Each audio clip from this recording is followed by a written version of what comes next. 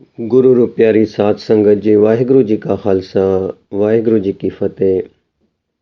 ਭਾਈ ਸਾਹਿਬ ਭਾਈ ਵੀਰ ਸਿੰਘ ਜੀ ਦੀ ਇੱਕ ਅਮੋਲਕ ਲਿਖਤ ਸਿਰਲੇਖ ਹੈ ਪ੍ਰੀਤਮ ਜੀ।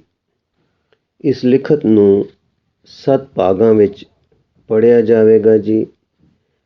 ਸੋ ਪਹਿਲਾ ਭਾਗ ਆਓ ਪਿਆਰ ਨਾਲ ਸਰਵਣ ਕਰੀਏ ਜੀ। ਜਿਸ ਤਰ੍ਹਾਂ ਬਨ ਦੀ ਖਿੜੀ ਹੋਈ ਬਹਾਰ ਦੇ ਰਸੀਏ ਨੈਣਾ ਦੇ ਨਾ ਹੋਣ ਕਰਕੇ ਐਵੇਂ ਗਈ ਸਮਝੀ ਜਾਂਦੀ ਹੈ, ਇਸੇ ਤਰ੍ਹਾਂ ਸਿਆਲ ਦੀਆਂ ਲੰਮੀਆਂ ਰਾਤਾਂ ਦੀ ਤਰੇਲ ਨਾਲ ਭਿੰਨੀ ਇੱਕ ਟਕ ਬਜਵੀਂ ਤੇ ਤਾਰਿਆਂ ਨਾਲ ਛਟਕ ਕੇ ਨਿਰਮਲ ਆਕਾਸ਼ ਤੋਂ ਪੈਂਦੀ ਹੋਈ ਸਰਦ ਚਾਂਦਨੀ ਦੇ ਰਸੀਆਂ ਦੇ ਨਾ ਹੋਣ ਕਰਕੇ ਮਾਨੋ ਐਵੇਂ ਹੀ ਚਲੀ ਜਾਂਦੀ ਹੈ। ਰਾਤ ਨੂੰ ਠੰਡ ਇਤਨੀ ਪੈਂਦੀ ਹੈ ਕਿ ਬਾਹਰ ਮੰਜੇ ਢਾ ਕੇ ਸੁੱਤਾ ਨਹੀਂ ਜਾਂਦਾ ਤੇ ਅੰਦਰ ਸੁੱਤਿਆਂ ਛੱਤ ਦਾ ਸਰਪੋਸ਼ ਚੰਨ ਦੇ ਨੂਰ ਨਾਲ ਭਰੇ ਹੋਏ ਆਕਾਸ਼ ਦਾ ਦਰਸ਼ਨ ਨਹੀਂ ਕਰਨ ਦਿੰਦਾ। ਪਰ ਇਹ ਸ਼ੌਕ ਕਿ ਸਾਰੀ ਰਾਤ ਦੀ ਨਿਰਮਲ ਚਾਂਦਨੀ ਭਰ ਕੇ ਪੈਂਦੀ ਤੇ ਆਕਾਸ਼ ਤੋਂ ਪ੍ਰਿਥਵੀ ਤੱਕ ਪਾਰੇ ਦੀ ਭਾ ਵਾਂਗੂ ਝਲਕਾ ਦੇਂਦੀ ਚਾਂਦਨੀ ਦਾ ਆਨੰਦ ਲਿਆ ਜਾਵੇ, ਅਕਸਰ ਕੁਦਰਤੀ ਦਰਸ਼ਨਾਂ ਦੇ ਪਿਆਰਿਆਂ ਨੂੰ ਬਾਹਰ ਖਿੱਚਦਾ ਤੇ ਖਿੱਚ ਲਿਆਉਂਦਾ ਰਹਿੰਦਾ ਹੈ। ਇਹੋ ਜਿਹੀ ਇੱਕ ਸੁਭਾਗੀ ਚਾਂਦਨੀ ਸਰਦ ਚਾਂਦਨੀ ਦੀ ਰਾਤ ਹੈ। ਇੱਕ ਪਾਣੀ ਦਾ ਡਲ ਡਾਢਾ ਹੌਲੀ ਵਹਿ ਰਿਹਾ ਹੈ। ਉੱਤੇ ਹੈ ਨੀਲਾ ਆਕਾਸ਼, ਡਲਕ ਰਹੇ ਹਨ ਚਿੱਟੇ ਤਾਰੇ, ਚਮਕ ਰਿਹਾ ਹੈ ਚਾਂਦੀ ਵਾਂਗੂ ਚੰਦ। ਹੇਠਾਂ ਹੈ ਨਿਰਮਲ ਨੀਰ ਜਿਸ ਵਿੱਚ ਝਲਕ ਰਿਹਾ ਹੈ ਸਾਰਾ ਗਗਨ ਤਾਰਿਆਂ ਤੇ ਚੰਦ ਸਮੇਤ। ਵਿਚਕਾਰੇ ਜਲ ਤੋਂ ਆਸਮਾਨ ਤੀਕ ਭਰ ਰਹੀ ਹੈ ਛਟਕੀ ਹੋਈ ਚਾਂਦਨੀ। ਕੀ ਕਹਿਣਾ ਹੈ, ਇੱਕ ਮਾਨੋ ਚਿਟਿਆਈ ਦੇ ਪ੍ਰਕਾਸ਼ ਦਾ ਲੋਕ ਪ੍ਰਗਟ ਹੋ ਪਿਆ ਜਾਪਦਾ ਹੈ। ਮਿੱਠੀ ਪਿਆਰੀ ਹਵਾ ਇਸ ਦੇ ਅਡੋਲ ਡਲ ਪਰ ਨਿੱਕੀਆਂ ਲਹਿਰਾਂ ਪੈਦਾ ਕਰ ਰਹੀ ਹੈ। ਇਹਨਾਂ ਲਹਿਰਾਂ ਦੇ ਉੱਤੇ ਇੱਕ ਛੋਟੀ ਜਿਹੀ ਬੇੜੀ ਸਹਿਜੇ ਟੁਰ ਰਹੀ ਹੈ। ਇੱਕ ਸੁੰਦਰ ਸੁਡੋਲ ਮੁਟਿਆਰ ਕਾਕੀ 2 ਚੱਪੇ ਹੱਥ ਵਿੱਚ ਲਈ ਇਸ ਵਿੱਚ ਬੈਠੀ ਹੈ। ਕਿਸੇ ਵੇਲੇ ਰਤਾ ਕੋ ਚੱਪੇ ਨੂੰ ਹਿਲਾ ਲੈਂਦੀ ਹੈ, ਨਹੀਂ ਤਾਂ ਹਵਾ ਦੇ ਨਰਮ ਵੇਗ ਦੇ ਆਸਰੇ ਬੇੜੀ ਨੂੰ ਛੱਡ ਬੈਠੀ ਹੈ। ਉਹ ਸੁਣੋ, ਬੇੜੀ ਵਿੱਚੋਂ ਇੱਕ ਡਾਢੀ ਉਦਾਸ ਤੇ ਵੈਰਾਗ ਦੀ ਸੁਰ ਆ ਰਹੀ ਹੈ। ਪਿਆਰੇ ਵਤਨ ਮੈਂ ਚੱਲੀ, ਰੋਂਦੀ ਵਿਦਾ ਹਾਂ ਹੋਂਦੀ, ਪਿਆਰੇ ਇਹ ਮਹਿਲ ਮੇਰੇ, ਚੱਲੀ ਘਰਾਂ ਤੋਂ ਰੋਂਦੀ। ਕਿੱਥੇ ਚੱਲੀ ਨਾ ਜਾਣਾ, ਸਾਥੀ ਨਹੀਂ ਮੁਹਾਣਾ, ਲਹਿਰਾਂ ਦੇ ਵਿੱਚ ਟਿਕਾਣਾ, ਚੱਕੀ ਵਿਰਾਗ ਝੋਂਦੀ। ਵਿਛੜੇ ਜੋ ਸਨ ਪਿਆਰੇ, ਸੱਜਣ ਤੇ ਸਾਖ ਸਾਰੇ, ਕੱਲੀ ਚਲੀ ਵਿਰਾਗਨ, ਨੈਣਾ ਤੋਂ ਨੀਰ ਚੋਂਦੀ। ਫਿਰ ਚੁੱਪ ਹੋ ਗਈ। ਚੱਪੇ ਹਿੱਲੇ, ਬੇੜੀ ਤਿੱਖੀ ਹੋ ਕੇ ਸਰਕੀ ਤੇ ਉਸ ਚਾਂਦਨੀ ਵਿੱਚ ਚਾਂਦਨੀ ਰੂਪ ਹੋਈ ਨਾਰ ਨੇ ਜਲ ਦੇ ਕਿਨਾਰੇ ਖੜੇ ਮਹਿਲ ਵੱਲ ਹਸਰਤ ਦੀਆਂ ਨਜ਼ਰਾਂ ਨਾਲ ਡਿੱਠਾ। ਅੱਖਾਂ ਵਿੱਚੋਂ ਪਾਣੀ ਦੇ 2-4 ਟੇਪੇ ਕੇਰੇ ਤੇ ਆਪਣੀਆਂ ਸਾਰੀਆਂ ਪਿਆਰੀਆਂ ਯਾਦਾਂ ਨੂੰ ਪ੍ਰਣਾਮ ਕਰਕੇ ਇੱਕ ਹੋਰ ਗੀਤ ਛੇੜਿਆ। ਛੁੱਟਣਾ ਜੋ ਆਪ ਇੱਕ ਦਿਨ, ਅਜੇ ਹੋ ਤਿਆਗ ਟੁਰੀਏ, ਦਿਸੇ ਫਨਾ ਹੈ ਸਾਰਾ, ਫਿਰ ਤਿਆਗ ਕੇ ਕਿਉਂ ਚੁਰੀਏ। ਬੇੜੀ ਟੁਰੀ ਔਰ ਟੁਰਦੀ ਹੀ ਚਲੀ ਗਈ। ਦਰਿਆ ਭਾਵੇਂ ਲੱਥਾ ਹੋਇਆ ਸੀ, ਪਾਣੀ ਮਾਨੋ ਖੜੇ ਵਾਂਗੂ ਸੀ, ਪਰ ਤਦ ਵੀ ਉਸ ਵਿੱਚ ਮੱਧਮ ਵੇਗ ਸੀ ਜਿਸ ਨਾਲ ਬੇੜੀ ਨੂੰ ਲਈ ਜਾ ਰਿਹਾ ਸੀ। ਖਿਉਣ ਬੇੜੀ ਚਲਾਉਣ ਵਾਲੀ ਮੁਟਿਆਰ ਨੇ ਕਿਸੇ ਪਾਸੇ ਕੰਢੇ ਦਾ ਰੁਖ ਨਹੀਂ ਕੀਤਾ। ਮੰਝਧਾਰ ਵਿੱਚ ਬੇੜੀ ਨੂੰ ਛੱਡਿਆ ਔਰ ਐਸਾ ਛੱਡਿਆ ਕਿ ਆਪਣੇ ਚੱਪਿਆਂ ਦਾ ਨਿਰਾ ਆਸਰਾ ਜਿਹਾ ਰੱਖ ਲਿਆ, ਜੋ ਸਿੱਧੀ ਧਾਰ ਆਪਣੇ ਨਾਲ ਲਈ ਚੱਲੇ। ਠੰਡ ਅਤ ਹੈ ਪਰ ਉਸਨੂੰ ਪਰਵਾਹ ਨਹੀਂ। ਕੀ ਜਾਣੀਏ ਜੋ ਉਸ ਦੇ ਕਿਸੇ ਵੇਲੇ ਜ਼ੋਰ ਨਾਲ ਖਿਉਣ ਕਰਕੇ ਜੋ ਡੋਲਿਆਂ ਦਾ ਜ਼ੋਰ ਲੱਗਦਾ ਹੈ, ਉਸ ਨਾਲ ਸਰੀਰ ਦੀ ਨਿੱਘ ਹਾਰ ਨਹੀਂ ਦੇਂਦੀ। ਇਸੇ ਤਰ੍ਹਾਂ ਟੁਰਦੀ ਨੇ ਰਾਤ ਬਿਤਾ ਦਿੱਤੀ। ਦਿਨ ਚੜ੍ਹ ਆਇਆ, ਸੂਰਜ ਨੇ ਵੀ ਲਾਸਾਂ ਛੱਡੀਆਂ। ਹੁਣ ਇਸ ਬੀਬੀ ਨੇ ਇੱਕ ਟਿਕਾਣੇ ਬੇੜੀ ਨੂੰ ਕੰਢੇ ਲਾਇਆ, ਆਪਣੇ ਆਪ ਨੂੰ ਸੁਚੇਤ ਕੀਤਾ, ਇੱਕ ਪਟਾਰੀ ਖੋਲ ਕੇ ਕੁਝ ਖਾਧਾ ਤੇ ਫਿਰ ਬੇੜੀ ਦੇ ਵਿੱਚ ਹੀ ਸੌਂ ਗਈ। ਜਦ ਲੋਢਾ ਕੋ ਪੈਰ ਹੋਇਆ ਤਾਂ ਇਸਨੇ ਫਿਰ ਅਣਜਾਣੇ ਸਫ਼ਰ ਦੀ ਤਿਆਰੀ ਕਰ ਦਿੱਤੀ ਅਤੇ ਬੇੜੀ ਨੂੰ ਸ਼ਵ ਦਰਿਆ ਵਿੱਚ ਛੱਡ ਦਿੱਤਾ। ਬੇਜ਼ੁਬਾਨ ਬੇੜੀ ਡਾਢੇ ਠਰੇ ਹੋਏ ਪਾਣੀ ਦੀ ਛਾਤੀ ਉੱਤੇ ਟੁਰੀ ਜਾਂਦੀ ਹੈ ਤੇ ਟੋਰਨ ਵਾਲੀ ਵੀ ਸਰੀਰ ਦੇ ਬਲ ਦੇ ਤਾਣ ਉਸ ਦੇ ਤ੍ਰਿਖੇ ਲਿਜਾਣ ਵਿੱਚ ਰੱਤਾ ਕਸਰ ਨਹੀਂ ਰੱਖ ਰਹੀ। ਜਦ ਰਾਤ ਹੋ ਆਈ, ਚਾਂਦਨੀ ਫੇਰ ਖਿੜ ਪਈ, ਤਦ ਉਸਨੇ ਫਿਰ ਬੇੜੀ ਨੂੰ ਉਸ ਰੌਂ ਦੀ ਚਾਲ ਉੱਤੇ ਛੱਡ ਦਿੱਤਾ ਤੇ ਮਾੜੇ ਮਾੜੇ ਹੱਥ ਹਿਲਾਉਂਦੀ ਰਹੀ ਤਾਂ ਜੋ ਬੇੜੀ ਕਿਤੇ ਅੜ ਫਸ ਨਾ ਜਾਵੇ ਅਤੇ ਆਪਣੇ ਸਰੀਰ ਦੀ ਨਿੱਘ ਵੀ ਹਰੀ ਕਾਇਮ ਰਹੇ। ਰਾਤ ਫੇਰ ਬੀਤ ਗਈ, ਦਿਨ ਹੋ ਆਇਆ। ਹੁਣ ਬੀਬੀ ਨੇ ਫਿਰ ਬੇੜੀ ਇੱਕ ਕਿਨਾਰੇ ਲਾਈ, ਬੰਨ ਦੇ ਘਾਸ ਫੂਸ ਇਕੱਠੇ ਕਰਕੇ ਅੱਗ ਬਾਲੀ ਤੇ ਆਪਣੇ ਥੋੜੇ ਜਿਹੇ ਲੱਟੇ ਪੱਟੇ ਵਿੱਚੋਂ ਆਟਾ, ਦਾਲ, ਕੁਝ ਭਾਂਡਾ ਕੱਢ ਕੇ ਆਪਣੀ ਰੋਟੀ ਪਕਾਈ, ਖਾਧੀ ਤੇ ਫਿਰ ਬੇੜੀ ਵਿੱਚ ਸੌਂ ਰਹੀ। ਦਿਨ ਢਲੇ ਫਿਰ ਬੇੜੀ ਟੋਰ ਦਿੱਤੀ। ਇੱਕ ਦਿਨ ਸਾਂਝ ਵੇਲੇ ਬੇੜੀ ਇੱਕ ਕਿਨਾਰੇ ਜਾ ਲੱਗੀ। ਇਹ ਇੱਕ ਐਸਾ ਰਮੜੀ ਕਿਨਾਰਾ ਸੀ ਕਿ ਉਸ ਦੇ ਜੀਅ ਨੂੰ ਭਾ ਗਿਆ। ਬੇੜੀ ਵੀ ਮੱਲੋ ਮੱਲੀ ਕਿਨਾਰੇ ਜਾ ਲੱਗੀ। ਇਸਨੇ ਵੀ ਹੁਣ ਹੋਰ ਸਫ਼ਰ ਕਰਨ ਦਾ ਖਿਆਲ ਛੱਡ ਦਿੱਤਾ। ਬੇੜੀ ਨੂੰ ਇੱਕ ਰੱਸਾ ਪਾ ਕੇ ਰੁੱਖ ਨਾਲ ਬੰਨ੍ਹਿਆ ਤੇ ਆਪਣੇ ਰਾਤ ਦੇ ਆਰਾਮ ਦੇ ਫਿਕਰ ਵਿੱਚ ਕੱਖ ਉਖ ਇਕੱਠੇ ਕਰਕੇ ਅੱਗ ਬਾਲੀ, ਕੁਝ ਪਕਾਇਆ, ਖਾਧਾ ਤੇ ਫਿਰ ਆਪਣੀਆਂ ਲੋਈਆਂ ਭੂਰੀਆਂ ਵਿੱਚ ਆਪ ਨੂੰ ਵਲੇਟ ਕੇ ਸੌਂ ਗਈ। ਉਸ ਮਹਿਲ ਵਿੱਚ ਕਿ ਜਿਸ ਦੇ ਹੇਠੋਂ ਇਹ ਕਾਕੀ ਬੇੜੀ ਵਿੱਚ ਬੈਠ ਕੇ ਟੁਰੀ ਸੀ, ਦੇਖੀਏ ਕੀ ਵਰਤ ਰਿਹਾ ਹੈ। ਘਰ ਦਾ ਮਾਲਕ ਇੱਕ ਬੜਾ ਪੰਡਤ ਤੇ ਵਿਦਵਾਨ ਹੈ, ਬੜਾ ਜਗੀਰਦਾਰ, ਜ਼ਮੀਨਾਂ ਤੇ ਮਿਲਖਾਂ ਵਾਲਾ ਹੈ, ਪਰ ਇਸ ਵੇਲੇ ਆਪਣੀ ਚੌਕੀ ਤੇ ਬੈਠਾ ਦੁੱਖ ਕਰ ਰਿਹਾ ਹੈ। ਪਾਸ ਉਸ ਦੀ ਵੋਟੀ ਬੈਠੀ ਹੈ ਜੋ ਹਾਵੇ ਭਰ ਭਰ ਕੇ ਰੋ ਰਹੀ ਤੇ ਕਹਿ ਰਹੀ ਹੈ, ਪੰਡਿਤ ਜੀ, ਤੁਹਾਡੀ ਇਸ ਪੰਡਤਾਈ ਨੇ ਕਿਸੇ ਗੱਲ ਜੋਗਾ ਨਾ ਛੱਡਿਆ। ਆ ਮੇਰੀ ਮੁਟਿਆਰ ਸੁਖੇਲਦੀ ਧੀ, ਐ ਵਰੇਸ ਤੇ ਆ ਸੂਰਤ, ਰੱਬ ਜਾਣੇ ਇਸ ਵੇਲੇ ਕਿੰਨਾ ਕਕਰਾਂ ਦੇ ਮੂੰਹ ਆਈ ਲੁਛ ਰਹੀ ਹੈ ਕਿ ਪੱਥਰ ਹੋ ਕੇ ਦਰਿਆ ਦੇ ਥੱਲੇ ਸੁੱਤੀ ਪਈ ਹੈ, ਕਿ ਉਸ ਦਾ ਮੱਖਣਾ ਮਲਾਈਆਂ ਨਾਲ ਪਾਲਿਆ ਸਰੀਰ ਮਗਰਮੱਛਾਂ ਦੇ ਅੰਦਰ ਨਪੀੜ ਹੋ ਰਿਹਾ ਹੈ। ਹਾਏ ਬੱਚੀਏ, ਉਹ ਅਭਾਗ ਦਿਹਾੜੇ ਕਿਉਂ ਚੜੇ ਜਦੋਂ ਤੈਨੂੰ ਪੜ੍ਹਨੇ ਪਾਇਆ। ਅਲੋਕਾਰ ਦੀ ਗੱਲ ਕਦੇ ਕਿਸੇ ਧੀਆਂ ਵੀ ਪੜ੍ਹਾਈਆਂ ਹਨ। ਸੂਰਜ ਨਾ ਚੜ੍ਹਨਾ ਤੇ ਉੱਠ ਧੀਏ ਪੜ੍ਹ ਵਿਆਹ ਕਰਨ। ਐਸਾ ਵਿਆਹ ਕਰਨਾ ਪੜ੍ਹਾਇਆ ਕਿ 21 ਵਰ੍ਹੇ ਲੰਘ ਗਏ, ਧੀ ਨੇ ਵਿਆਹ ਵੱਲ ਮੂੰਹ ਨਾ ਤਾਰਿਆ। ਬਥੇਰਾ ਪਿੱਟਦੀ ਸਾਂ ਕਿ ਨਾ ਪੜ੍ਹਾਓ, ਭਲਾ ਪੰਡਤ ਜਹਾਨ ਦੇ ਮਰ ਜਾਣਗੇ ਤੇ ਸਾਡੀ ਕਾਕੀ ਵਿਆਹ ਕਰਾਇਆ ਕਰੇਗੀ। ਰੋਜ਼ ਕਹਿਣਾ, ਕੁੜੀਏ ਪੜ੍ਹ ਵਿਆਹ ਕਰਨ। ਉਹ ਪੜ੍ਹ ਗਈ ਵਿਆਹ ਕਰਨ, ਪੜ੍ਹ ਗਈ ਜਣੇ ਖਣੇ ਨਾਲ ਚਿੰਜੜੀ ਲਾਣੀ, ਆਪੇ ਝੱਸ ਖਾਏ, ਆਪਣੇ ਅੱਗੇ ਆਏ। ਹੁਣ ਉਹ ਤੁਹਾਡੇ ਨਾਲੋਂ ਵੀ ਕਦਮ ਅੱਗੇ, ਤੁਸਾਂ ਪੜ੍ਹਾਈ, ਹੁਣ ਉਹ ਤੁਹਾਡੇ ਤੇ ਤੁਹਾਡੇ ਪੰਡਤਾਂ ਦੇ ਕੰਨ ਕੁਤਰਦੀ ਸੀ। ਫਿਰ ਮੈਂ ਕਿੰਨੀ ਵਾਰ ਕਿਹਾ, ਪੰਡਤ ਜੀ, ਕੁੜੀ ਆਪ ਬਰਾਬਰ ਹੋ ਗਈ ਐ, ਇਸ ਨਾਲ ਚਰਚਾ ਨਾ ਕਰਿਆ ਕਰੋ। ਇਸ ਨੂੰ 4 ਪੁਆਟਣੀਆਂ ਦੇ ਕੇ ਕਿਸੇ ਦੇ ਘਰ ਟੋਰੇ, ਬਾਲ ਬੱਚੇ ਹੋ ਜਾਣ, ਘਰਾਂ ਦੀਆਂ ਭੂਮਣਾ ਪੈ ਜਾਣ, ਆਪੇ ਭੁੱਲ ਜਾਵੇਗੀ ਜੋ ਕੁਛ ਪੜ੍ਹੀ ਹੈ। ਪਰ ਕਿੱਥੋਂ, ਤੁਸੀਂ ਇਹੋ ਕਹੀ ਗਏ ਜੋ ਲੀਲਾਵਤੀ ਤੇ ਮੰਦਰਾਲਸਾ ਤੋਂ ਅੱਗੇ ਲਗਾਉਣਾ ਹੈ ਤੇ ਗਾਰਗੀ ਬਣਾ ਦੇਣਾ ਹੈ। ਲਓ ਹੁਣ ਗਾਰਗੀ ਬਣ ਕੇ ਗਈ ਜੇ ਜਹਾਨ ਵਿੱਚ ਗੰਦੋੜਾ ਕਰਨ, ਯਾਨੀ ਦੌਰਾ ਕਰਨ। ਪਤਾ ਨਹੀਂ ਗਾਰਗੀ ਵਾਂਗੂ ਵਿਚਰੇਗੀ ਕਿ ਪੜਿਆਂ ਨਾਲ ਲੜ ਕੇ ਤੇ ਦਿਗਵਿਜੈ ਕਰੇਗੀ, ਕਿ ਸ਼ਾਹ ਦਰਿਆ ਵਿੱਚ ਮੱਛਾਂ ਕੱਛਾਂ ਦਾ ਭੋਜਨ ਬਣੇਗੀ। ਠੰਡਾ ਸਾਹ ਲੈ ਕੇ, ਹਾਏ ਮੇਰੀ ਲਾਲੀ। ਪੰਡਿਤ ਜੀ, ਸਾਵਿਤਰੀ, ਤੂੰ ਮੇਰੇ ਪਰ ਕਿਉਂ ਰੋਸ ਕਰਦੀ ਹੈ? ਮੈਂ ਤਾਂ ਵਿਦਿਆ ਦਿੱਤੀ ਸੀ, ਤੇਰੀ ਕਾਕੀ ਨੂੰ ਵੇਹੋ ਤਾਂ ਨਹੀਂ ਸੀ ਪਿਲਾਈ। ਇਹ ਉਸ ਦਾ ਟੁਰ ਜਾਣਾ ਤੇ ਵੈਰਾਗੇ ਜਾਣਾ ਕੋਈ ਮੇਰੀ ਵਿਦਿਆ ਦਾ ਅਸਰ ਨਹੀਂ। ਇਹ ਤਾਂ ਸੰਤਾਂ ਸਾਧਾਂ ਦੇ ਮੇਲ ਕਰਕੇ ਉਹ ਗੱਲ ਜੋ ਉਸ ਦੇ ਕੰਨੀ ਪੈ ਗਈ, ਜੋ ਇੱਕ ਸਿੱਧਾ ਜਿਹਾ ਸਾਧ ਪਾ ਗਿਆ ਸੀ, ਉਹ ਚੋੜ ਕਰ ਗਈ। ਮੇਰੀ ਵਿਦਿਆ ਤਾਂ ਸੁੱਚੇ ਮੋਤੀ ਹਨ। ਸਾਵਿਤਰੀ, ਪਰ ਪੰਡਿਤ ਜੀ, ਇਹ ਸਾਧਾਂ ਨਾਲ ਚਿੰਜਣੀਆਂ ਲਾਉਣੀਆਂ, ਚਰਚਾ ਕਰਨੀਆਂ ਤੇ ਸਦਾ ਖੋਜ ਵਿੱਚ ਹੀ ਰਹਿਣਾ, ਇਹ ਕਿਸ ਨੇ ਪੁੱਸ ਪਾਇਆ ਸੀ?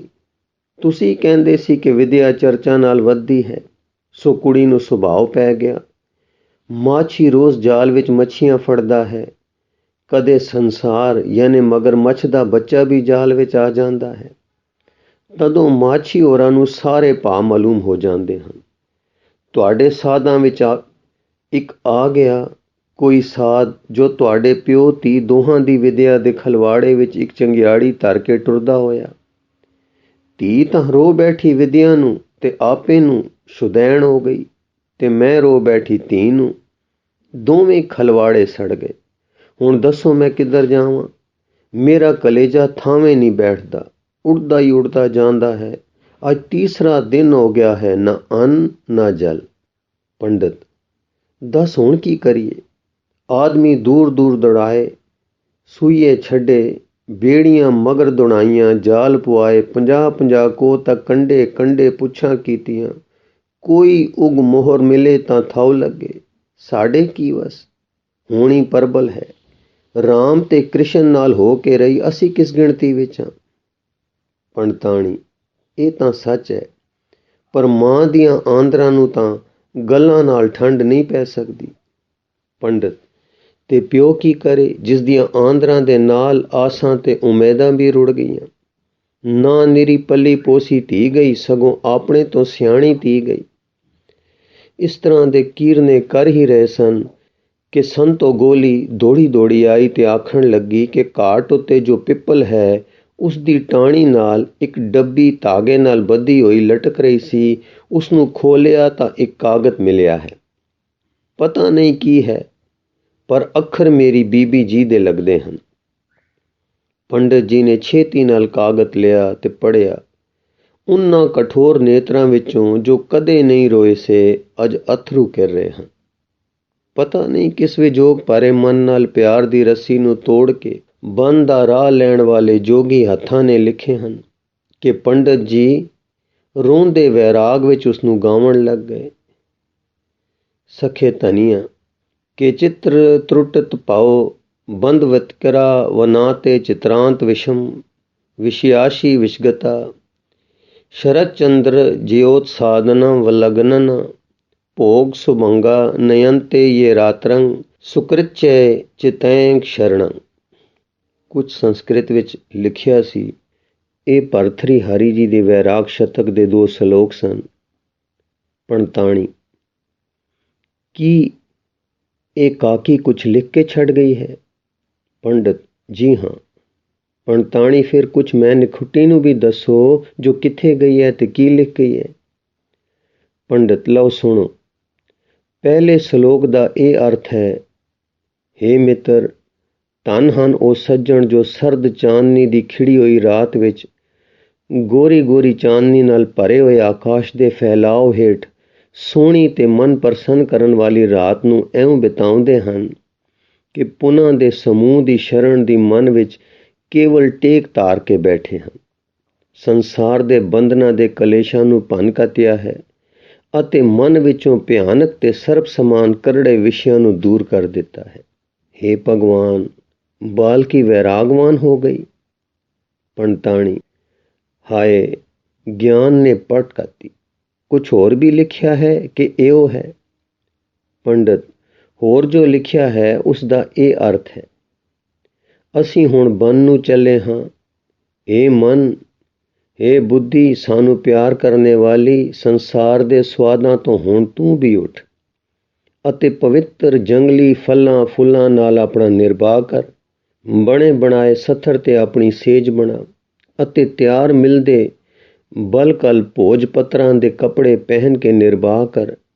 ਜਿਸ ਬਨ ਵਿੱਚ ਬੈਠਿਆਂ ਗਿਆਨ ਨਾਲ ਮੂਰਖ ਪੁਰਖਾਂ ਦਾ ਅਤੇ ਕਰਮਾਂ ਕਰਕੇ ਨੀਚਾਂ ਦਾ ਅਤੇ ਧਨ ਦੇ ਲਾਲਚ ਤੋਂ ਦੁਖਦਾਈ ਅਗਿਆਨ ਨਾਲ ਘਬਰਾਈ ਹੋਈ ਅਕਲ ਵਾਲਿਆਂ ਦਾ ਨਾਮ ਤੱਕ ਸੁਣਾਈ ਨਹੀਂ ਦਿੰਦਾ। ਪੰਡਤਾਣੀ, ਬਸ ਪੱਟੀ ਗਈ ਤੀ। ਪੜਾਓ ਵਿਆਕਰਨ, ਕਿਆ ਕੋ ਵਿਆਹ ਕਰਾ ਗਈ ਹੈ। ਪਤੀ ਜੀ, ਤੁਸੀਂ ਤਾਂ ਸਾਰੀ ਉਮਰ ਸ਼ਾਸਤਰ ਘੋੜਦੇ ਰਹੇ, ਬੜੇ ਸਾਧ ਤੇ ਤਪਸਵੀ, ਆਪ ਤੋਂ ਵਿਦਿਆ ਪੜ ਗਏ, ਪਰ ਤੁਹਾਡੇ ਘਰ ਦੌਲਤ ਵੱਧਦੀ ਗਈ ਤੇ ਸੁੱਖਾਂ ਦੇ ਸਮੂਹ ਇਕੱਠੇ ਹੁੰਦੇ ਹੀ ਗਏ। ਬੰਨ ਤੇ ਕੰਦਰਾਂ ਤੇ ਭੋਜ ਪੱਤਰ ਸੁਪਨੇ ਵਿੱਚ ਨਾ ਆਏ।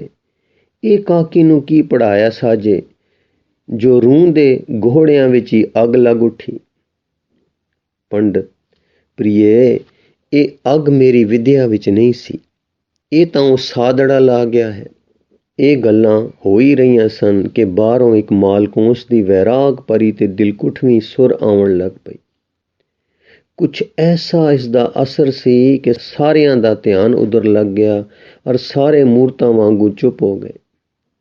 ਜਦ ਧਿਆਨ ਦਿੱਤਾ ਤਾਂ ਆਵਾਜ਼ ਦੀ ਇਹ ਸਮਝ ਪਈ, ਹਰ ਬਿਸਰਤ ਸਦਾ ਖੁਆਰੀ ਤਾਂ ਕੋ ਧੋਖਾ ਕਹਾਂ ਬਿਆਪੈ ਜਾਂ ਕੋ ओढ़ तुआरी रहाओ बिन सिमरन जो जीवन बल न सर्प जैसे अरजारी नव खंडन को राज कमावे अंत चले गोहारी गुण निधान गुण तिन्ही गाए जहाँ को कृपा तारी सो सुखिया तन उस जन्मा नानक तिस बलिहारी। ਜਾਂ ਇਹ ਵੈਰਾਗ ਤੇ ਪਿਆਰ ਭਰੀ ਆਵਾਜ਼ ਮੁੱਕੀ ਤਾਂ ਪੰਡਤ ਜੀ ਤਾਂ ਬਾਗ ਵਾਂਗ ਭੂਏ ਹੋਏ ਭੜਕ ਉੱਠੇ। ਮਿਸ਼ਰਾਣੀ, ਇਹ ਤਾਂ ਉਹ ਬਾਵਲਾ ਹੈ ਜੋ ਸਾਡੇ ਘਰ ਨੂੰ ਵਾਵਰੋਲੇ ਵਾਂਗ ਉਡਾ ਗਿਆ ਹੈ। ਜਾਂ ਉਹ ਗਣੂਏ ਮੋਤੀ ਤੇ ਜੀਵਣੇ, ਜਾਓ ਸਾਰੇ ਉਸ ਨੂੰ ਬੰਨ ਲਿਆਓ। ਇਹ ਸੁਣ ਕੇ ਸਾਰੇ ਜਣੇ ਉੱਠ ਨਸੇ। ਕੁਝ ਚਿਰ ਮਗਰੋਂ ਇੱਕ ਲੰਮੇ ਸੁਡੋਲ ਤਿਰਖੀ ਨੁਹਾਰ ਤੇ ਗੋਰੇ ਜਿਹੇ ਆਦਮੀ ਨੂੰ ਅੰਦਰ ਲਿਆਏ। ਇਸ ਸੱਜਣ ਪੁਰਖ ਦੀ ਅਜੇ ਛੋਟੀ ਛੋਟੀ ਦਾੜੀ ਸੀ, ਜਿਸ ਤੋਂ ਵਰੇਸ ਕੋਈ 25 ਕੁ ਵਰੇ ਦੀ ਲੱਗਦੀ ਸੀ। ਮੱਥਾ ਚੌੜਾ ਤੇ ਕੁਛ ਲਿਸ਼ਕਦਾ ਸੀ। ਅੱਖੀਆਂ ਵੱਡੀਆਂ ਜੱਬੇ ਵਾਲੀਆਂ ਸਨ, ਪਰ ਇਸ ਵੇਲੇ ਕੁਝ ਮਸਤਾਨੀ ਦਸ਼ਾ ਵਿੱਚ ਭਾਰੀਆਂ ਹੋ ਰਹੀਆਂ ਸਨ। ਇਸ ਦੇ ਅੰਦਰ ਆਉਂਦੇ ਸਾਰ ਪੰਡਤ ਜੀ ਦਾ ਗੁੱਸਾ ਕੁਝ ਕਾਂਬ ਖਾ ਗਿਆ। ਭਬਕ ਕੇ ਪੈਣ ਦੀ ਥਾਂ ਕੁਛ ਨੈਣ ਦਬਾ ਖਾ ਗਏ। ਉਹ ਮੋਹਨੀ ਮੂਰਤ ਵਾਲਾ, ਜਿਸ ਦੀ ਪਿਆਰੀ ਸੂਰਤ ਖੱਦਰ ਦੇ ਝੱਗੇ ਤੇ ਸਿੱਧੀ ਜੀ ਖੱਦਰ ਦੀ ਪੱਗ ਵਿੱਚ ਲਸ-ਲਸ ਕਰ ਰਹੀ ਸੀ, ਅਜੇ ਆਪਣੇ ਗਾਉਣ ਦੇ ਰੰਗ ਵਿੱਚ ਹੀ ਸੀ ਅਤੇ ਜਾਂ ਕੋ ਕਿਰਪਾ ਧਾਰੀ ਦੀ ਤੁਕ ਅਜੇ ਤੱਕ ਅਸਥਾਈ ਦੇ ਨਾਲ ਮਿਲ ਕੇ ਆਪੇ ਹੀ ਗਾਵੀ ਜਾ ਰਹੀ ਸੀ। ਨਿਰਭੈ ਖੜਾ ਹੋ ਗਿਆ ਔਰ ਐਸਾ ਬੇਪਰਵਾਹ ਖੜੋਤਾ ਕਿ ਅਜੇ ਤੱਕ ਸਮਝਿਆ ਹੀ ਨਹੀਂ ਕਿ ਕਿੱਥੇ ਸਾਂ ਤੇ ਕਿੱਥੇ ਆ ਗਿਆ ਹਾਂ। ਤਾਂ ਕੋ ਧੋਖਾ ਕਹਾਂ ਬਿਆਪੈ ਜਾਂ ਕੋ ओढ़ तुआरी ਦਾ ਰੰਗ ਸੁਰਤ ਨੂੰ ਚੜ ਰਿਹਾ ਸੀ ਅਤੇ ਉਸੇ ਹੀ ਮੌਜ ਵਿੱਚ ਗਲਤਾਨ ਖੜਾ ਸੀ। ਕੁਝ ਸਮਾਂ ਚੁੱਪਚਾਪ ਲੰਘ ਗਿਆ। ਪੰਤਾਣੀ ਦੇ ਹੁਣ ਅਥਰੂ ਨਿਕਲ ਪਏ ਤੇ ਰੋ ਕੇ ਬੋਲੀ, ਹੇ ਬੇਪਰਵਾਹ ਦਾਤਾ ਲੋਕ, ਮੇਰੀ ਲਾਲੀ ਕਿੱਥੇ ਹੈ? ਪਰ ਦਾਤਾ ਲੋਕ ਤਾਂ ਅਜੇ ਤੱਕ ਜਾਂ ਕੋ ओढ़ तुहारी ਦੀ ਲੈਅ ਵਿੱਚ ਰੱਤੇ ਪਏ ਸਨ। ਪੰਤਾਣੀ ਨੇ ਫਿਰ ਪੈਰ ਪਕੜ ਕੇ ਇਹੋ ਗੱਲ ਆਖੀ ਤਾਂ ਉਹ ਤਰਬਕ ਕੇ ਕਹਿਣ ਲੱਗੇ, ਹੇ ਸ਼ੀਲਵੰਤੀ, ਤੇਰੀ ਲਾਲੀ ਦਾ ਮੈਨੂੰ ਪਤਾ ਨਹੀਂ। ਤੇਰੇ ਘਰ ਵਿੱਚ ਹੋ ਸੀ ਜਾਂ ਤੇਰੇ ਜੀ ਵਿੱਚ ਹੋ ਸੀ। ਇਹ ਸੁਣ ਕੇ ਪੰਡਤ ਜੀ ਦਾ ਹੌਸਲਾ ਕੁਛ ਹੋ ਆਇਆ ਤੇ ਬੋਲੇ, ਬਾਬਾ, ਪੰਡਤਾਂ ਤੋਂ ਤਾਂ ਮੈਂ ਸਦਾ ਡਰਦਾ ਹਾਂ, ਪਰ ਦੂਸਰਿਆਂ ਨੂੰ ਤਾਂ ਪਸ਼ੂ ਸਮਾਨ ਜਾਣਦਾ ਹਾਂ। ਸਿੱਧੀ ਤਰ੍ਹਾਂ ਦੱਸ ਦੇ, ਨਹੀਂ ਤਾਂ ਭੈ ਕਰਕੇ ਤੂੰ ਮੇਰੇ ਵਸ ਵਿੱਚ ਹੈ ਔਰ ਮੈਂ ਤੇਰੇ ਸਰੀਰ ਨੂੰ ਜੰਪੂਰੀ ਟੋਰ ਸਕਦਾ।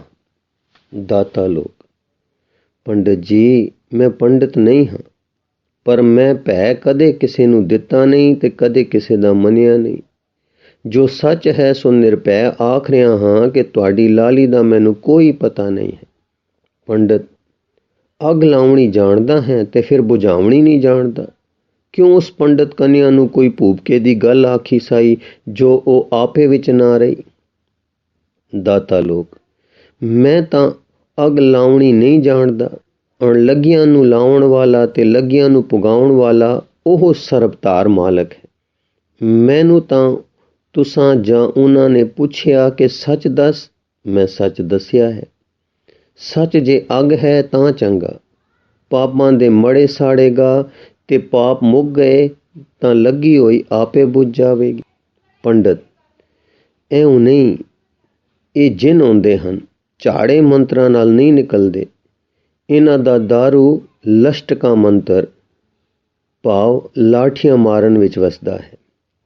ਮੋਤੀ, ਫਿਰ ਲਸ਼ਟਕਾ ਪ੍ਰਹਾਰ ਦੀ ਫੁਹਾਰ ਪੈ ਜਾਵੇ, ਭਾਵ ਇਹ ਕਿ ਮਾਰੋ। ਇਹ ਸੁਣਦੇ ਹੀ ਆਦਮੀ ਲਾਠੀਆਂ ਲੈ ਕੇ ਆ ਗਏ। ਦਾਤਾ ਲੋਕ ਨੇ ਤੱਕ ਕੇ ਮੁਸਕਰਾਇਆ ਤੇ ਆਖਿਆ, ਮੈਂ ਜੁਲਾਇਆ ਫਕੀਰ ਨਹੀਂ ਜੋ ਲਾਠੀਆਂ ਲੈ ਆਇਓ। ਮੈਂ ਸ਼ੇਰ ਦਾ ਬੱਚਾ ਹਾਂ। ਮੈਂ ਫੁਕਰਾ ਨਹੀਂ ਜੋ ਲੰਮਾ ਪੈ ਕੇ ਮਰ ਸਕਦਾ ਹਾਂ। ਮੈਂ ਤਾਂ ਆਪਣੇ ਦਾਤਾ ਦੇ ਕੰਮ ਤੇ ਹਾਂ ਔਰ ਮੇਰੇ ਮਰਨੇ ਦਾ ਵਕਤ ਅਜੇ ਦੂਰ ਹੈ। ਜ਼ੁਲਮ ਫੈਲ ਗਿਆ ਹੈ, ਜਿਸ ਨੂੰ ਦੂਰ ਕਰਨਾ ਹੈ ਸੱਚੇ ਸਾਧੂਆਂ ਤੇ ਅਨਾਥਾਂ ਗਰੀਬਾਂ ਨੂੰ ਇਨਸਾਫ ਦੇ ਨੁਕਤੇ ਪਰ ਖੜੋ ਕੇ ਬਚਾਉਣਾ ਹੈ। ਇਹ ਤੇਰੇ ਦਾਸ ਪੰਡਤ ਜੀ ਲਾਠੀਆਂ ਨਾਲ ਮੇਰਾ ਕੀ ਕਰ ਸਕਦੇ ਹਨ? ਮੈਂ ਤਿਆਰ ਹਾਂ ਕਿ ਸਰੀਰ ਦੇ ਦਿਆਂ, ਪਰ ਅਜੇ ਸਮਾਂ ਨਹੀਂ ਪੁੱਗਾ। ਸੋਚ ਲਵੋ, ਭੁੱਲ ਵਿੱਚ ਨਾ ਰਹਿਣਾ ਕਿ ਮੈਂ ਹਾਰ ਮੰਨ ਕੇ ਗੁਜ਼ਾਰਾ ਕਰਨ ਵਾਲੇ ਫਕੀਰਾਂ ਵਿੱਚੋਂ ਹਾਂ। ਮੈਂ ਨਿਆਂ ਦੇ ਨੁਕਤੇ ਤੇ ਖੜਾ ਹਾਂ। ਇਸ ਸਰੀਰ ਦੀ ਜੋ ਮਾਲਕ ਵੱਲੋਂ ਨੌਕਰੀ ਤੇ ਹੈ, ਰੱਖਿਆ ਕਰਾਂਗਾ। ਜਦ ਮਾਲਕ ਦਾ ਹੁਕਮ ਆਏਗਾ ਕਿ ਲੇਟ ਜਾ, ਫਿਰ ਤੁਸੀਂ ਮਾਰ ਸਕੋਗੇ। ਇਹ ਆਖ ਕੇ ਉਸ ਦਾ ਖੱਦਰ ਦੀ ਬੁੱਕਲ ਦੇ ਅੰਦਰ ਹੱਥ ਗਿਆ ਔਰ ਸ਼ੂਕ ਦੀ ਨਾਗਨ ਦੀ ਤਰ੍ਹਾਂ ਗੁਪਤੀ ਤਲਵਾਰ ਨਿਕਲੀ ਔਰ ਬਿਜਲੀ ਦੀ ਤਰ੍ਹਾਂ ਉਹਨਾਂ ਸੂਰਮੇ ਹੱਥਾਂ ਵਿੱਚ ਚਮਕ ਉੱਠੀ। ਇਹ ਚਮਕ ਸੀ ਕਿ ਮੌਤ ਦੇ ਦਰਸ਼ਨ ਸਨ। ਇੱਕ ਵਾਰੀ ਤਾਂ ਸਾਰੇ ਤਰਬਕ ਕੇ 10-10 ਕਦਮ ਪਰੇ ਹਟ ਗਏ। ਮੁਸਕਰਾ ਕੇ ਦਾਤਾ ਲੋਕ ਨੇ ਕਿਹਾ, ਡਰੋ ਨਹੀਂ, ਮੇਰੇ ਹੱਥ ਵਿੱਚ ਵਾਰ ਕਰਨ ਵਾਲੀ ਤਲਵਾਰ ਨਹੀਂ, ਇਹ ਤਾਂ ਵਾਰ ਰੋਕਣੇ ਵਾਲੀ ਢਾਲ ਹੈ ਜੋ ਸੱਚੇ ਪਾਤਸ਼ਾਹ ਦੇ ਸਿਪਾਹੀ ਦੇ ਪਾਸ ਰੱਖਿਆ ਲਈ ਹੈ, ਤਾਂ ਜੋ ਸ਼ਹਿਨਸ਼ਾਹ ਦਾ ਕੰਮ ਕੋਈ ਰੋਕੇ ਨਹੀਂ। ਪੰਡਤ ਜੀ ਚਕਰਾਏ, ਸੋਚਣ ਪਰ ਅਚੰਭਤ ਸਨ ਕਿ ਬਾਵਲਾ ਫਕੀਰ ਹੈ ਜਾਂ ਪੰਡਤ, ਵੀਰ ਹੈ ਕਿ ਦਾਨਾ। ਦਾਤਾ ਲੋਕ, ਲਓ ਹੁਣ ਬਹੁਤ ਹੋ ਚੁੱਕੀ, ਮੈਂ ਚੱਲਿਆ ਹਾਂ। ਦਾਤਾ ਲੋਕ ਨਿਰਭੈ ਸ਼ੇਰ ਦੀ ਤਰ੍ਹਾਂ ਟੁਰ ਗਏ। ਕਿਸੇ ਨੂੰ ਹਿਆ ਨਹੀਂ ਪਿਆ ਕਿ ਬਾਂਹ ਫੜ ਲਵੇ। ਇੱਕ ਦਿਨ ਫੇਰ ਲੋਡੇ ਕੋ ਪੈਰ ਦਾਤਾ ਲੋਕ ਨਦੀ ਦੇ ਕਿਨਾਰੇ ਅੱਖਾਂ ਮੀਟੀ ਬੈਠੇ ਸੇ ਕਿ ਪੰਡਤ ਜੀ ਦੇ ਇਸ਼ਾਰੇ ਨਾਲ ਮੋਤੀ ਨੇ ਕਹਿ ਕਰਦੀ ਲਸ਼ਟਕਾ ਪਾਓ ਲੱਠ ਲੱਕ ਵਿੱਚ ਮਾਰੀ। ਦਾਤਾ ਲੋਕ ਦੀ ਅੱਖ ਖੁੱਲ ਗਈ, ਪਰ ਹੁਣ ਗੁਪਤੀ ਨਹੀਂ ਕੱਢੀ, ਉਸੇ ਤਰ੍ਹਾਂ ਬੈਠੇ ਰਹੇ। 5-4 ਆਦਮੀਆਂ ਨੇ ਉਹਨਾਂ ਨੂੰ ਕੁੱਟਿਆ ਤੇ ਮੁਸ਼ਕਾਂ ਕੱਸ ਲਈਆਂ ਔਰ ਚੁੱਕ ਕੇ ਘਰ ਲੈ ਆਏ। ਹੁਣ ਬੰਨੇ ਹੋਏ ਕੈਦੀ ਨੂੰ ਪੰਡਤ ਜੀ ਆਖਦੇ ਹਨ, ਹੁਣ ਬਈ ਰਾਜਾ ਜੀ ਦੇ ਸਿਪਾਹੀ, ਹੁਣ ਤੇਰੀ ਰੱਖਿਆ ਕਰਨੇ ਵਾਲੇ ਕਿੱਥੇ ਹਨ? ਦਾਤਾ ਲੋਕ, ਮੇਰੇ ਰਾਜਾ ਜੀ ਦਾ ਹੁਕਮ ਆ ਗਿਆ ਹੈ ਕਿ ਤੂੰ ਮਾਰ ਖਾ, ਕੋਇਆ ਜਾ, ਤੇਰੇ ਖੂਨ ਤੋਂ ਪਿਆਰ ਦੀ ਫੁਲਵਾੜੀ ਖਿੜੇਗੀ। ਸੋ ਮਾਲਕ ਦੀ ਸੇਵਾ ਵਿੱਚ ਮੇਰਾ ਕੰਮ ਹੁਣ ਕੁੱਠੇ ਜਾਣਾ ਹੈ। ਮੇਰੇ ਕੁੱਠੇ ਜਾਣ ਵਿੱਚ ਮੇਰੇ ਰਾਜਾ ਜੀ ਦੀ ਵਡਿਆਈ, ਐਸ਼ਵਰਜ ਤੇ ਪ੍ਰਤਾਪ ਪ੍ਰਕਾਸ਼ੇਗਾ ਤੇ ਉਸ ਦਾ ਸਵਰਗ ਰਾਜ ਨਾਰਕੀ ਦਿਲਾਂ ਤੇ ਸਿੱਕਾ ਜਮਾਏਗਾ। ਇੱਕ ਭੈ ਦੀ ਥਰਰਾਹਟ ਪੰਡਤ ਤੇ ਪੰਡਤਾਣੀ ਦੇ ਕਲੇਜੇ ਵਿੱਚੋਂ ਲੰਘੀ, ਪਰ ਨੌਕਰ ਹੁਣ ਦਾਤਾ ਲੋਕ ਨੂੰ ਕੁੱਟ-ਕੁੱਟ ਕੇ ਮੁੰਜ ਬਣਾ ਰਹੇ ਸੀ। ਥੋੜੇ ਹੀ ਚਿਰ ਵਿੱਚ ਸਾਈਂ ਲੋਕ ਫਿਸ ਕੇ ਬੇਸੁੱਧ ਹੋ ਗਏ। ਪੰਡਤ ਹੁਣ ਫਿਰ ਮਾਨੋ ਸੁੱਤਾ ਜਾਗ ਗਿਆ ਕਿ ਓਹੋ, ਕਿਤੇ ਇਹ ਸ਼ਖਸ ਲਾਹੌਰ ਦੀ ਸਰਕਾਰ ਦਾ ਸੂਈਆ ਫਕੀਰੀ ਭੇਸ ਵਿੱਚ ਨਾ ਫਿਰਦਾ ਹੋਵੇ। ਜਿਸ ਨਿਰਭੈਤਾ ਨਾਲ ਬੋਲਦਾ ਸੀ, ਉਹ ਤਾਂ ਸਰਕਾਰੀ ਟੈਂ ਤੋਂ ਬਿਨਾਂ ਹੋ ਹੀ ਨਹੀਂ ਸਕਦੀ। ਜੇ ਐਸਾ ਹੈ ਤਾਂ ਲੈਣੇ ਦੇ ਦੇਣੇ ਪੈਣਗੇ। ਹੁਣ ਛੋਟੀ ਜਿਹੀ ਗੱਦ ਦੇ ਮਗਰੋਂ ਇਹ ਫੈਸਲਾ ਹੋਇਆ ਕਿ ਇਹ ਮਰ ਚੁੱਕਾ ਹੈ, ਇਸ ਨੂੰ ਇੱਕ ਛੋਟੀ ਜਿਹੀ ਬੇੜੀ ਵਿੱਚ ਪਰਾਲੀ ਪਾ ਕੇ 2-4 ਪੂਰਿਆਂ ਵਿੱਚ ਵਲੇਟ ਕੇ ਸੁੱਟ ਦਿੱਤਾ ਜਾਵੇ ਤੇ ਬੇੜੀ ਮਝਧਾਰ ਜਾ ਕੇ ਛੱਡ ਦਿੱਤੀ ਜਾਵੇ। ਰਾਤੋਂ ਰਾਤ ਲੋਥ 50-60 ਕੋ ਨਿਕਲ ਜਾਊ, ਕਿਤੇ ਡੁੱਬ ਜਾਊ ਰਸਤੇ ਵਿੱਚ ਜਾਂ ਮਿਠਨਕੋਟ ਤੱਕ ਥੋ ਹੀ ਨਾ ਰਹੂ। ਪਾਪ ਦਾ ਹਨੇਰਾ ਤੇ ਰਾਜਸੀ ਦੰਡ ਦਾ ਭੈ ਤੇ ਕਿਤੇ ਖੂਨ ਦਾ ਬਚਾਓ ਅਕਲ ਤੇ ਪਰਦਾ ਪਾ ਦਿੰਦੇ ਹਨ। ਇਹ ਕਾਹਲੀ ਕਿ ਕਿਵੇਂ ਇਹ ਲੋਥ ਘਰ ਵਿੱਚੋਂ ਛੇਤੀ ਨਿਕਲੇ, ਮੁਦਾ ਘਰ ਵਿੱਚੋਂ ਦੂਰ ਹੋਵੇ, ਇਸੇ ਹੀ ਪਾਸੇ ਲੈ ਗਿਆ ਤੇ ਸੰਝ ਹੁੰਦੇ ਸਾਰੀ ਦਾਤਾ ਲੋਕ ਜੀ ਦਾ ਬਬਾਨ ਇੱਕ ਪੁਰਾਣੇ ਨਿੱਕੇ ਜਿਹੇ ਬਜਰੇ ਵਿੱਚ ਧਰਿਆ ਸ਼ਵ ਦਰਿਆ ਵਿੱਚ ਟੁਰ ਗਿਆ। ਕੁਦਰਤ ਦੇ ਰੰਗ। 2 ਦਿਨ ਪਹਾੜਾਂ ਵਿੱਚ ਅਤ ਬਰਖਾ ਹੋਈ ਸੀ। ਅੱਜ ਦਰਿਆ ਬੇਰੁੱਤਾ ਹੀ ਚੜ ਰਿਹਾ ਸੀ ਤੇ ਸੰਝ ਤੋਂ ਹਵਾ ਵੀ ਦੱਖਣ ਰੁਖ ਨੂੰ ਤਿਰਖੀ ਵਗ ਰਹੀ ਸੀ। ਬੇਮਲਾਹੀ ਬੇੜੀ ਨੂੰ ਚੜਾਓ ਤੇ ਵਾਵ ਨੇ ਉਸ ਤਿਰਖੀ ਚਾਲੇ ਪਾਇਆ ਕਿ ਪਾਣੀ ਦੇ ਰੋੜ ਵਿੱਚ ਹਵਾ ਵਾਂਗੂ ਤਿੱਖੀ ਰੁੜਦੀ ਚਲੀ ਗਈ। ਆ ਪਿਆਰੇ ਰਾਜਾ ਜੀ ਦੇ ਸਿਪਾਹੀ, ਤੇਰੇ ਕੋਹੇ ਜਾਣ ਵਿੱਚ ਤੇਰੇ ਮਾਲਕ ਦਾ ਪ੍ਰਤਾਪ ਚਮਕੇਗਾ। ਤੇਰੇ ਮਾਰੇ ਜਾਣ ਵਿੱਚੋਂ ਤੇਰੇ ਸ਼ਹਿਨਸ਼ਾਹ ਦੀ ਵਡਿਆਈ ਨਿਕਲੇਗੀ। ਇਸ ਹੁਕਮ ਨੂੰ ਕਿਤਨੀ ਦੂਰ ਬੈਠੇ ਤੂੰ ਸੁਣ ਲਿਆ, ਕਿਸ ਵਿਸ਼ਵਾਸ ਨਾਲ ਮੰਨ ਲਿਆ ਤੇ ਕਿਸ ਹੌਸਲੇ ਨਾਲ ਪ੍ਰਵਾਨ ਕਰ ਲਿਆ। ਹੇ ਪੰਚ, ਹੇ ਸ੍ਰੇਸ਼ਟ, ਤੇਰੀ ਗੁਪਤੀ ਤੇ ਤੇਰੇ ਹੱਥ, ਤੇਰਾ ਮਨ ਤੇ ਤੇਰੀ ਬੁੱਧੀ ਸ੍ਰੇਸ਼ਟ ਹਨ, ਜਿਨ੍ਹਾਂ ਨੇ ਪਿਆਰੇ ਦਾ ਪਿਆਰ ਇਸ ਤਰ੍ਹਾਂ ਪਾ ਲਿਆ। ਆਹ ਰਾਜਾ ਜੀ ਦੇ ਸਿਪਾਹੀ ਤੇਰੀ ਪਵਿੱਤਰ ਦੇਈ ਫੱਟਾਂ ਨਾਲ ਕਾਇਲ ਇਸ ਸਰਦੀ ਦੇ ਕਹਿਰ ਦੀ ਹਵਾ ਵਿੱਚ ਘਾਸ ਫੂਸ ਤੇ ਪਈ ਸਮੁੰਦਰ ਵੱਲ ਜਾ ਰਹੀ ਹੈ, ਜਿੱਥੇ ਕੀ ਜਾਣੀਏ ਕਿ ਜਦ ਤੱਕ ਪਾਣੀ ਲੱਕੜੀ ਨੂੰ ਖਾ ਨਾ ਜਾਏਗਾ ਤੇਰਾ ਇਹ ਪਾਵਨ ਬਿਬਾਨ ਸਮੁੰਦਰ ਦੀ ਛਾਤੀ ਭਰੀ ਤਰਿਆ ਕਰੇਗਾ। ਉਹ ਝੰਨਾ ਹੈ ਜਿਸ ਦੇ ਪਾਣੀਆਂ ਵਿੱਚ ਪਿਆਰ ਦੀ ਮੁਸ਼ਕ ਹੈ। ਹਾਂ, ਉਸੇ ਝੰਨਾ ਦੇ ਚੌੜੇ ਪੇਟ ਪੁਰ ਰਾਜਾ ਜੀ ਦੇ ਸਿਪਾਹੀ ਦੀ ਲੋਥ ਰੁੜਦੀ ਜਾ ਰਹੀ ਹੈ। ਇਸ ਥਾਂ ਤੋਂ ਡਾਢੀ ਦੂਰ ਹੇਠਾਂ ਪੂਰਬੀ ਕਿਨਾਰੇ ਤੇ ਮੀਲਾਂ ਦਾ ਰਮਣੀਕ ਬੇਲਾ ਹੈ ਤੇ ਝੰਗ ਦਾ ਸ਼ਹਿਰ ਹੈ, ਜਿਸ ਬੇਲੇ ਵਿੱਚ ਕਦੇ ਰਾਜੇ ਦੀ ਵੰਜਲੀ ਵੱਜਦੀ ਤੇ ਸੁਣਨ ਵਾਲਿਆਂ ਨੂੰ ਮੋਹਿਤ ਕਰਦੀ ਹੁੰਦੀ ਸੀ। ਜੇ ਇੱਥੋਂ ਪਾਰ ਹੋ ਕੇ ਝੰਨਾ ਦੇ ਪੱਛਮੀ ਕਿਨਾਰੇ ਚੱਲ ਲੱਗੀਏ ਤਾਂ ਥੋੜ੍ਹੀ ਜਿਹੀ ਵਾਟ ਤੇ ਰਮਣੀਕ ਥਾਵੇਂ ਝੁੰਡ ਦਾ ਸੋਹਣਾ ਸੁਹਾਵਣਾ ਪਿੰਡ ਹੈ। ਇਸ ਪਿੰਡ ਵਿੱਚ ਦਿਨ ਚੜ੍ਹ ਚੁੱਕਾ ਹੈ। ਸੂਰਜ ਦੀ ਨਿੱਘੀ ਨਿੱਘੀ ਧੁੱਪੇ 2-2 4-4 ਦੀਆਂ ਡਾਣੀਆਂ ਵਿੱਚ ਆਦਮੀ ਬੈਠੇ ਹਨ। ਇੱਕ ਢਾਣੀ ਦੇ ਆਦਮੀ ਕਹਿ ਰਹੇ ਹਨ ਕਿ ਝੰਨਾ ਦੇ ਵਿੱਚੋਂ ਕੋਈ ਵਰਣ ਦੇਵਤਾ ਦੀ ਪੁੱਤਰੀ ਪ੍ਰਗਟ ਹੋਈ ਹੈ, ਜੋ ਇਸ ਫੈਰਾਗ ਨਾਲ ਬਿਰਹੇ ਕਰਦੀ ਹੈ ਕਿ ਝੰਨਾ ਦਾ ਪਾਣੀ ਸੁਣਨ ਲਈ ਖੜੋ ਜਾਂਦਾ ਹੈ। ਦੂਸਰੀ ਢਾਣੀ ਵਿੱਚ ਇਹ ਚਰਚਾ ਹੋ ਰਹੀ ਹੈ ਕਿ ਹੀਰ ਕਬਰ ਵਿੱਚੋਂ ਨਿਕਲ ਕੇ ਫਿਰ ਬੇਲਿਆਂ ਵਿੱਚੋਂ ਲੀਲਾ ਦਿੰਦੀ ਫਿਰਦੀ ਹੈ। ਹੋਰ ਭਲਾ ਐਡਾ ਸੁੰਦਰ ਤੇ ਬਿਰਹੋਂ ਕੁੱਠਾ ਕੌਣ ਹੋ ਸਕਦਾ ਹੈ? ਇੱਕ ਮੁਸਲਮਾਨ ਫਕੀਰ ਕਹਿ ਰਿਹਾ ਹੈ, ਇਹ ਜੰਨਤ ਯਾਨੀ ਸੁਰਗ ਤੋਂ ਹੂਰ ਆਈ ਹੈ। ਇਸ ਦੇ ਪਿਆਰੇ ਨੂੰ ਅੱਲਾ ਨੇ ਇਸ ਜਹਾਨ ਵਿੱਚ ਭੇਜ ਦਿੱਤਾ ਹੈ। ਇਹ ਉਸ ਨੂੰ ਭਾਲਦੀ ਫਿਰਦੀ ਹੈ, ਪਰ ਵੇਖਿਆ ਜੇ ਕੋਈ ਬੇਅਦਬੀ ਨਾ ਕਰ ਬੈਠੇ। ਇਹਨਾਂ ਵਿੱਚ ਬੜੀ ਸੱਤਿਆ ਹੁੰਦੀ ਹੈ। ਇਸ ਤਰ੍ਹਾਂ ਦੀਆਂ ਅਨੇਕ ਚਰਚਾ ਆਲੇ ਦੁਆਲੇ ਹੁੰਦੀਆਂ ਰਹਿੰਦੀਆਂ ਹਨ, ਪਰ ਸਭ ਦੇ ਦਿਲ ਵਿੱਚ ਉਸ ਦਾ ਭੈ ਸਤਕਾਰ ਤੇ ਉਸ ਦੇ ਬਿਰਹੇ ਸੁਣਨ ਦੀ ਲਗਨ ਸਮਾ ਰਹੀ ਹੈ। ਅਕਸਰਾਂ ਦੇ ਜੀਅ ਵਿੱਚ ਉਸ ਨਾਲ ਗੱਲਬਾਤ ਕਰਨ ਦਾ ਵੀ ਚਾਅ ਹੈ, ਪਰ ਉਹ ਕਿਸੇ ਨਾਲ ਬੋਲਦੀ ਨਹੀਂ ਹੈ। ਚੰਗੇ ਚੰਗੇ ਫਲ, ਮਠਿਆਈ, ਪੁਲਾਅ ਤੇ ਭੋਜਨ ਲੋਕੀ ਜਿੱਥੇ ਉਸ ਨੂੰ ਦੇਖਣ ਛੱਡ ਆਉਂਦੇ ਹਨ, ਪਰ ਕਦੇ ਕਿਸੇ ਨੇ ਉਸ ਨੂੰ ਖਾਂਦਿਆਂ ਨਹੀਂ ਡਿੱਠਾ। ਤਦ ਵੀ ਇਹ ਚਾਅ ਲੋਕਾਂ ਦਾ ਹਟਦਾ ਨਹੀਂ।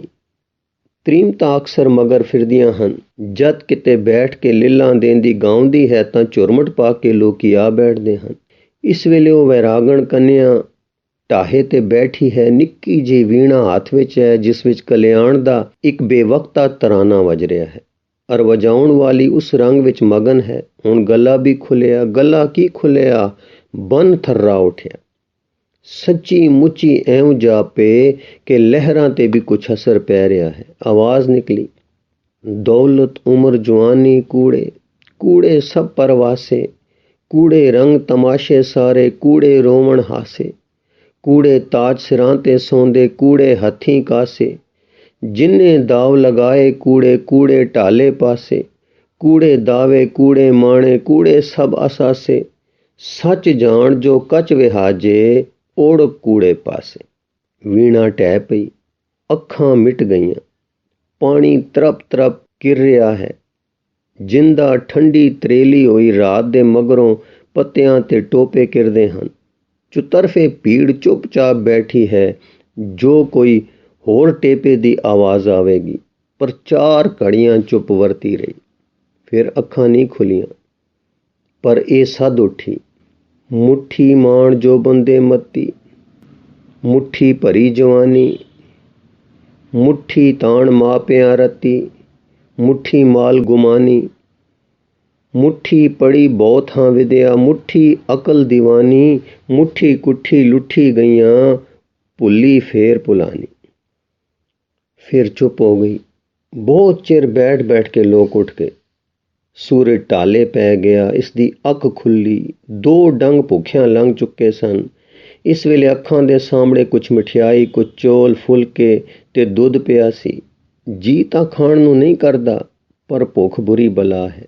ਹੱਥ ਵਧੇ, ਕੁਛ ਮੂੰਹ ਤੱਕ ਚੁੱਕ ਲਿਆ ਹੈ। ਮੂੰਹ ਨੇ ਕਾਲੀ ਕਾਲੀ ਚਿੱਥੇ ਤੇ ਪੇਟ ਦੇ ਹਵਾਲੇ ਕੀਤਾ। ਜਦ ਕੁਛ ਝੁਲਕਾ ਹੋ ਗਿਆ, ਵੀਣਾ ਸੰਭਾਲ ਕੇ ਉੱਠ ਗਈ। ਜੋ ਪਦਾਰਥ ਸਨ ਜਿੱਥੇ ਪਏ ਸਨ ਪਏ ਰਹਿ ਗਏ। ਇਸਨੇ ਹੁਣ ਨਦੀ ਵੱਲ ਰੁਖ ਕੀਤਾ ਤੇ ਮਨ ਨੂੰ ਕਹਿਣ ਲੱਗੀ, ਹੇ ਮਨ, ਘਰ ਬੰਨਾਂ ਦੀ ਖਾਤਰ ਛੱਡਿਆ ਸੀ, ਬੰਨ ਮਿਲ ਗਏ, ਪਰ ਉਹ ਸਵਾਦ, ਉਹ ਸ਼ਾਂਤੀ ਨਹੀਂ ਮਿਲੀ ਜਿਸ ਦੀ ਆਸ ਵਿੱਚ ਘਰ ਛੱਡਿਆ ਸੀ। मैं बावली हो गई, क्यों मैं पढ़ सुन के गा लिया, मैं ਤਾਂ ਸ਼ੁੱਧ ਚੇਤਨ ਆਪ ਹਾਂ, ਸਾਖਿਆਤ ਬ੍ਰਹਮ ਹਾਂ, ਮੈਂ ਰੋੜ ਵਿੱਚ ਰੁੜ ਪਈ। ਪਰ ਓਹੋ, ਇਹ ਖੁਸ਼ ਕਰਨ ਵਾਲੇ ਖਿਆਲ ਇਹ ਖਿਆਲ ਹੀ ਹਨ, ਮ੍ਰਿਗ ਤ੍ਰਿਸ਼ਨਾ ਦੇ ਤਰੰਗ ਹਨ। ਜੇ ਮੈਂ ਆਪ ਹਾਂ ਤਾਂ ਮੇਰੇ ਅੰਦਰ ਇਹ ਭੁੱਲ ਕਿਉਂ ਹੈ? ਸਮਝ ਤਾਂ ਹੈ, ਪਰ ਸਮਝ ਦਾ ਕੋਈ ਰਸ ਸਵਾਦ ਨਹੀਂ ਹੈ। ਘਰ ਦੇ ਪਿਟਣਿਆਂ ਵਿੱਚ ਤਾਂ ਭਰਮ ਉਲਝਾਉਂਦਾ ਹੈ, ਹੁਣ ਤਾਂ ਕੋਈ ਉਲਝਾ ਨਹੀਂ, ਪਰ ਫਿਰ ਵੀ ਸ਼ਾਂਤੀ ਨਹੀਂ। ਹਾਏ, ਉਹ ਮਿੱਠ ਬੋਲਾ ਕਿੱਥੇ ਗਿਆ? ਉਸਦੇ ਬੋਲਣ ਵਿੱਚ ਰਸ ਸੀ, ਉਸਦੇ ਕੋਲ ਖਲੋਣ ਵਿੱਚ ਸ਼ਾਂਤੀ ਸੀ। ਉਹ ਕੀ ਕਹਿ ਗਿਆ ਸੀ ਉਸ ਦਿਨ? ਗਿਆਨ ਵਿੱਚ ਪ੍ਰੇਮ ਨਹੀਂ ਤਾਂ ਗਿਆਨ ਮਿਰਤਕ ਹੈ। ਗਿਆਨ ਤਾਂ ਸਾਡੇ ਵਿੱਚ ਸੀ, ਫਿਰ ਅਸੀਂ ਮਿਰਤਕ ਸਾਂ, ਸੱਚਮੁੱਚ ਮਿਰਤਕ ਸਾਂ, ਕਿਉਂਕਿ ਜੀਕੂ ਰਸ ਵਿੱਚ ਉਹ ਰਹਿੰਦਾ ਸੀ, ਅਸੀਂ ਨਹੀਂ ਸਾਂਗੇ। ਬਥੇਰਾ ਪੁੱਛਿਆ ਕਿ ਇਸ ਰਸ ਦੀ ਖੈਰ ਪਾ ਜਾਈਂ, ਸਮਝਾਂਦਾ, ਪਰ ਇਹ ਕਹਿੰਦਾ ਟੁਰ ਗਿਆ, ਜੋ ਮੇਰੇ ਰਾਜਾ ਜੀ ਪਾਸ ਜਾਓ। ਹਾਂ ਮਿੱਠ ਬੋਲੇ ਸੱਜਣ, ਤੇਰਾ ਰਾਜਾ ਜੀ ਕਿੱਥੇ ਹੈ? ਮੈਨੂੰ ਕੀ ਪਤਾ ਸੀ ਕਿ ਮਿੱਠ ਬੋਲੇ ਸਿਪਾਹੀ ਨੇ ਕੰਡ ਕਰਨੀ ਹੈ ਤੇ ਮੇਰੇ ਅੰਦਰ ਵੈਰਾਗ ਦੀ ਅੱਗ ਬਲ ਉੱਠਣੀ ਹੈ। ਮੈਨੂੰ ਮੁਰਦਾ ਕਹਿ ਗਿਆ। ਹਾਏ, ਮੈਨੂੰ ਸ਼ਾਹ ਸ਼ਰੀਫ ਵਰਗੇ ਸੂਫੀ ਫਿਲਸਫਾ ਦਾਨ ਦਾ ਖਿਤਾਬ ਦੇ ਕੇ ਗਏ ਸਨ। ਇਹ ਬਾਂਕਾ ਸਿਪਾਹੀ ਮੈਨੂੰ ਕਹਿ ਗਿਆ, ਸ਼ਾਹ ਸ਼ਰੀਫ ਤੈਨੂੰ ਗਾਲ ਦੇ ਗਿਆ ਹੈ। ਨਿਰਾ ਫਿਲਸਫਾ ਮਨ ਦੇ ਮੰਡਲ ਦੀ ਖੋਜ ਹੈ। ਜ਼ਿੰਦਗੀ ਯਾਨੀ ਜੀਵਨ ਬਿਨਾਂ ਫਿਲਸਫਾ ਨਿਰਾ ਜਾਣਨਾ ਹੈ। ਹਾਏ, ਜੀਵਨ ਕਿੱਥੇ ਹੈ? ਲੁਕਣ ਮੀਟੀ ਖੇਡ ਜਾਣ ਵਾਲੇ ਪ੍ਰੀਤਮਾ, ਉਹ ਜ਼ਿੰਦਗੀ ਬਖਸ਼ ਹੁਲਾਰੇ ਕਿੱਥੇ ਹਨ, ਜਿਨ੍ਹਾਂ ਦੀਆਂ ਸੈਨਤਾਂ ਮਾਰ ਕੇ ਲੁਕ ਗਏ ਹੋ। ਫਿਰ ਇੱਕ ਗੀਤ ਗਾਵੀਂ ਜਿਸ ਦਾ ਭਾਵ ਇਸ ਪ੍ਰਾਚੀਨ ਛੰਦ ਵਿੱਚ ਹੈ। ਆ ਪਿਆਰੇ ਕਈ ਸਿੱਖ ਸਿਕਾਈਆ, ਮੈਂ ਸਿੱਖ ਸਿੱਖ ਹੋਈਆਂ ਅੱਧੀ, ਨਾ ਤਰਿਓਈ ਨਾ ਬੁੜਿਓਈ ਨਾ ਚੜਿਓਈ ਕਿਸੇ ਕੱਦੀ, ਨਾ ਮੈਂ ਮੋਈ ਨਾ ਮੈਂ ਜੀਵੀ, ਇੱਕ ਕੌਲ ਤੇਰੇ ਦੀ ਬੱਦੀ। ਕੇਹੀ ਸੈਨਤ ਝੋਲੀ ਪਾਈਆ, ਅੱਗ ਕਟਕਦੀ ਲੱਦੀ। ਇਉਂ ਗਾਉਂਦੀ, ਹੋਕੇ ਲੈਂਦੀ ਤੇ ਰੋਂਦੀ ਫਾਵੀ ਹੋਈ, ਫਿਰ ਮਨੋਰਾਜ ਕਰਨ ਲੱਗ ਪਈ। ਮੈਂ ਸਰਬੰਗ ਖਲਵਿਦ ਬ੍ਰਹਮ ਜਾਣਦੀ ਹਾਂ, ਮੈਂ ਮੂਰਖ ਨਹੀਂ, ਅਵਿਦ ਨਹੀਂ। ਮੈਂ ਜਾਣਦੀ ਹਾਂ ਕਿ ਜੇ ਚਿੱਤ ਦੀਆਂ ਬਿਰਤੀਆਂ ਰੁਕ ਜਾਣ ਤਾਂ ਤਦਾ ਦ੍ਰਸ਼ਟੂ ਸਰੂਪੇ ਅਵਸਰ ਥਾਨਮ ਹੋ ਜਾਵੇਗਾ। ਫਿਰ ਮੈਂ ਕਿਉਂ ਸਾਧਨ ਨਹੀਂ ਕਰਦੀ? ਫਿਰ ਗਿਆਨ ਯੋਗ ਦੀ ਮੈਂ ਜਾਣੂ ਹਾਂ, ਚਾਹਾਂ ਤਾਂ ਵੈਰਾਗ ਵਿਵੇਕ ਨਾਲ ਇਸ ਵਿੱਚ ਟਿਕ ਜਾਵਾਂ, ਪਰ ਕੀ ਹੋ ਗਿਆ? ਮੈਂ ਸਾਖ ਵੀ ਪੜ੍ਹੀ ਹਾਂ। ਇਹ ਸਰੀਰ, ਇੰਦਰੇ, ਬੁੱਧੀ ਸਭ ਪ੍ਰਕਿਰਤੀ ਹੈ, ਪੁਰਖ ਅਤੀਤ ਹੈ। ਸੰਧੀ ਮਾਤਰ ਜਾਂ ਗੁਣ ਗੁਣੀ ਭਾਵ ਕਰਕੇ ਮੇਲ ਹੈ।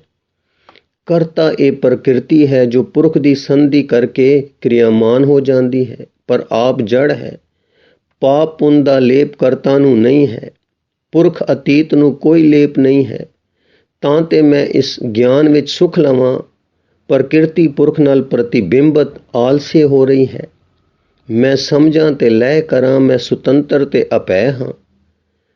ਪਰ ਉਹ ਡੋਬ ਪਿਆ, ਧੂ ਪਈ। ਇਹ ਡੋਬ ਤੇ ਧੂ ਹੀ ਸੀ ਜੋ ਵਿਦਿਆ ਵਿੱਚ ਨਹੀਂ ਪੜ੍ਹੀ ਸੀ। ਇਹ ਧੂ ਕਿਸੇ ਮਹਾਤਮਾ, ਪੰਡਤ, ਗੁਣੀ, ਗਿਆਨੀ, ਸਾਧੂ ਦੇ ਚਰਚਾਵਾਦ ਵਿੱਚ ਨਹੀਂ ਸੀ। ਕੀ ਇਹੋ ਹੀ ਜੀਵਨ ਸੀ ਜਿਸ ਨੂੰ ਮਿੱਠ ਬੋਲਾ ਸਾਈਂ ਜੀਵਨ ਆਖਦਾ ਸੀ?